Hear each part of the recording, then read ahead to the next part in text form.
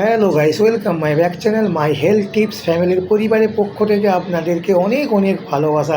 আপনারা আশা করি ভালো আছেন, আমিও ভালো আছি। চলো বন্ধুরা, আজকে আবার একটি গুরুত্বপূর্ণ ভিডিও নিয়ে চলে এলাম। অবশ্যই কেউ স্কিপ না করে পুরো ভিডিওটা দেখবেন, অবশ্যই আপনাদের কাজে লাগবে। আর কোথায় গেলে আমার নতুন বন্ধুরা অবশ্যই চ্যানেলটাকে সাবস্ক্রাইবার করে বেল আইকনটি অন করে অবশ্যই পাশে থাকুন। চলুন সেই গুরুত্বপূর্ণ ভিডিওটা কি হতে চলেছে। দাঁত চুলকানি ভালো করার উপায়, অবশ্যই ভিডিওটা পুরো দেখুন। চলুন ভিডিওটা দেখা যাক। A few moments later. দাঁত হাজা এবং চুলকানি থেকে চিরতরে মুক্তি পাওয়ার ঘরোয়া উপায়। দাঁত এক ধরনের ফাঙ্গাল ইনফেকশন। এটা শরীরের যে কোনো অংশে হতে পারে, গলা, পিঠ, হাত, কোমর, এমনকি গোপনাঙ্গ হতে পারে। কেন হয়? কারণ গরমে ঘাম বেশি হলে আর ওই ঘাম ভালোভাবে না শুকোলে, অন্যের তোয়ালে বা জামা ব্যবহার করলে বা শরীরকে পরিষ্কার না রাখলে এই রোগ হয়। এবার আমি আপনাকে 3টি ঘরোয়া উপায় বলে দেব। আপনার যেটা ভালো মনে হয় যে কোনো একটি ফলো করতে পারেন। নাম্বার 1, প্রথমে আপনি 2 থেকে 3টি রসুনের কোয়া নিয়ে নিন। তারপর ওটিকে ভালোভাবে থেঁতো করে নিন। এখানে আমরা রসুন নিয়েছি কারণ রসুনে থাকে অ্যালিসিন, যেটা খুবই শক্তিশালী দাঁত হাজা চুলকানিকে দূর করার জন্য। এরপর একটি কড়াই 2 চামচ সর্ষের তেল দিয়ে দিন। তারপর ওই থেঁতো করা রসুনের কোয়াগুলি ভেজে নিন এই তেলে। 1 থেকে 2 মিনিট ভাজার পর একটি ছাঁকনি দিয়ে ছেঁকে তেলটিকে আলাদা করে নিন। এবার এই তেল দিনে 2 বার যেখানে আপনার চুলকানি, দাঁত হাজা আছে ওখানে লাগান। বেস্ট রেজাল্ট পাওয়ার জন্য সকালে আর রাত্রে ব্যবহার করবেন।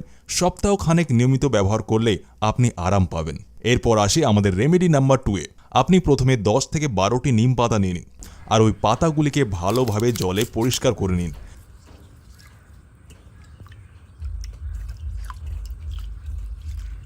তারপর নিন 8 থেকে 10টি তুলসী পাতা।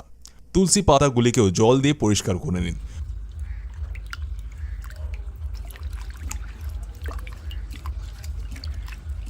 পরিষ্কার করার পর এই নিম পাতা আর তুলসীর পাতাকে একসাথে বেটে কিছুটা জল দিয়ে একটা পেস্ট তৈরি করে ফেলুন। দেখুন কত সুন্দর একটা পেস্ট তৈরি হয়ে গিয়েছে। এবার এই ন্যাচারাল ঔষধকে আপনার যেখানে যেখানে দাঁত হাজা চুলকানি রয়েছে ঠিক ওই জায়গায় লাগান আর এটাকে 15 থেকে 20 মিনিট লাগিয়ে এইভাবে রেখে দিন।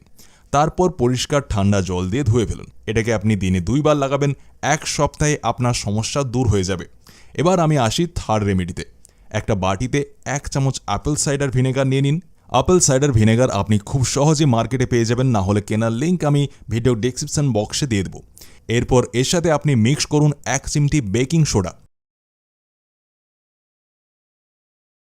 ভালোভাবে মিক্স করার পর এইরকম একটি তুলো নিয়ে যেখানে যেখানে আপনার চুলকানি আছে, সেটা প্রাইভেট এরিয়া হোক বা যেখানে খুশি হোক সেখানে লাগান। এই রেমেডিটা সবথেকে দ্রুত কাজ করে চুলকানিজনিত রোগে, কারণ এটা ফাঙ্গাস নষ্ট করতে খুবই সহায়ক। তো এই ছিল 3টি দারুণ সহজ হোম রেমেডি।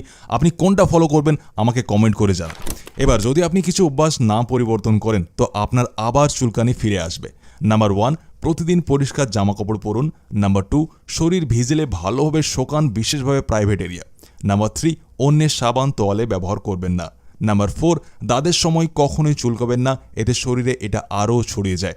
এবার যদি দাঁত চুলকানি অনেক পুরনো হয় বা ফোসকা পড়ে গিয়েছে বা চামড়া উঠে যায়, তাহলে দ্রুত ডাক্তারের কাছে যান। এই সমস্যার জন্য আপনি ডার্মাটোলজিস্টের কাছে যাবেন। আজকের ভিডিও বেশ এতটাই। এই ছোট্ট ভিডিও আপনার কেমন লাগলো অবশ্যই আমাদের কমেন্ট করে জানাবেন। অবশ্যই ভিডিওটি ভালো লাগলে লাইক, কমেন্ট, শেয়ার করতে ভুলবেন না। আপনারা ভালো থাকবেন, সুস্থ থাকবেন। আজকের মতন বিদায় নিচ্ছি। টাটা।